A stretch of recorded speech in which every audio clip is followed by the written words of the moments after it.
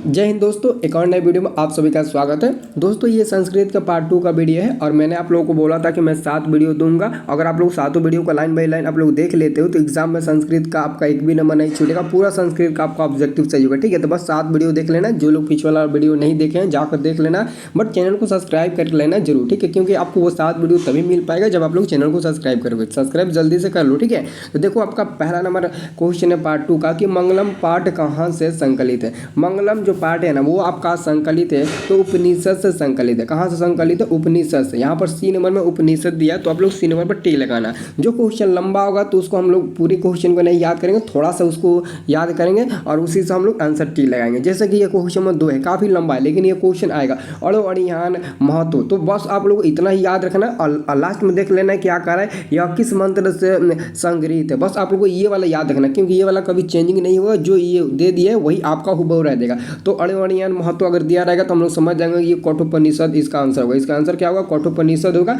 आप लोग अच्छे से याद कर लें। ठीक है, कि अब देखो अगला क्वेश्चन आपको एग्जाम में पक्का पूछेगा, एकदम कंफर्म है कि ये क्वेश्चन आएगा। क्वेश्चन है कि नदियां नाम और रूप छोड़कर किस में मिलती है? तो नदियां नाम और रूप छोड़कर समुद्र में मिल जाती है। कहाँ पर मिल जाती है? समुद्र में मिल जाती है। तो तीसरा का आपका आंसर हो जाएगा ऑप्शन नंबर ए। तीसरा का आंसर क्या होगा? ऑप्शन नंबर ए हो जाएगा।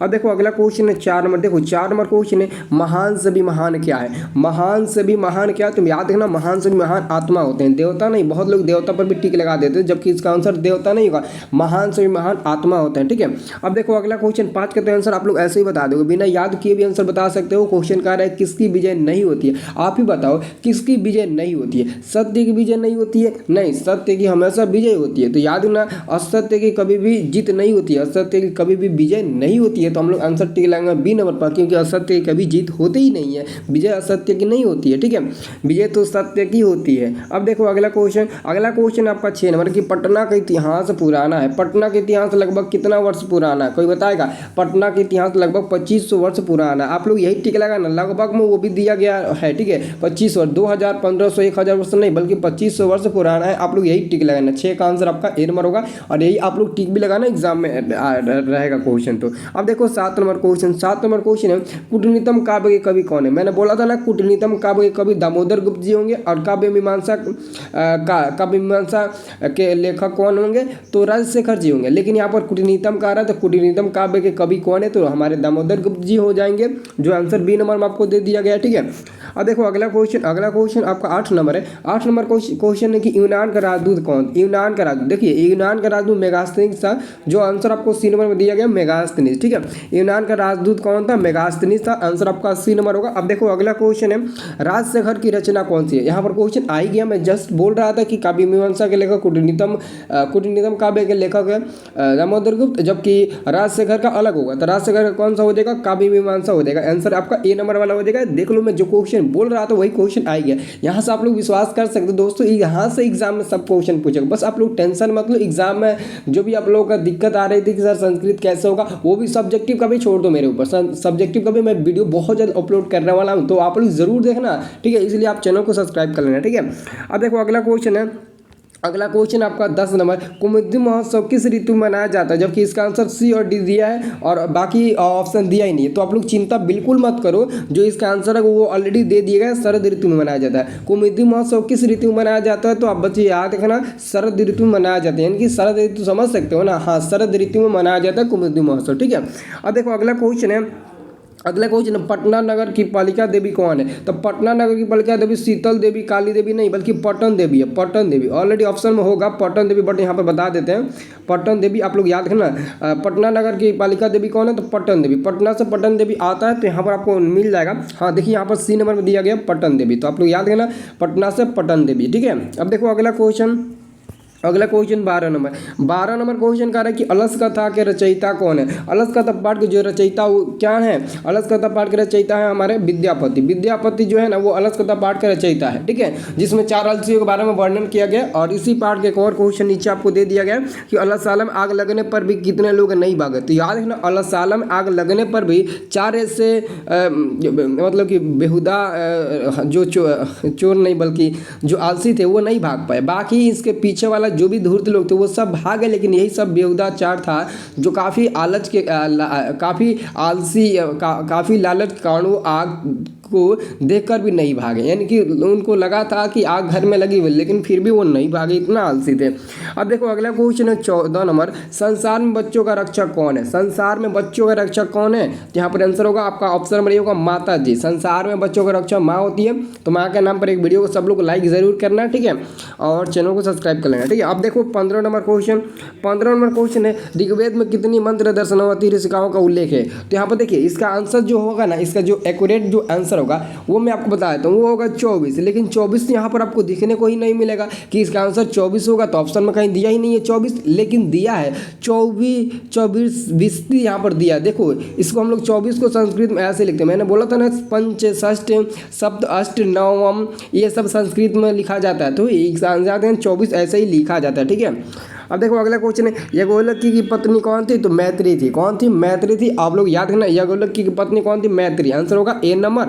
अब देखो अगला क्वेश्चन, अगला क्वेश्चन है भारत में महाभारत में किस लेखिका का उल्लेख मिलता है? महाभारत में किस लेखिका को उल्लेख मिलता है?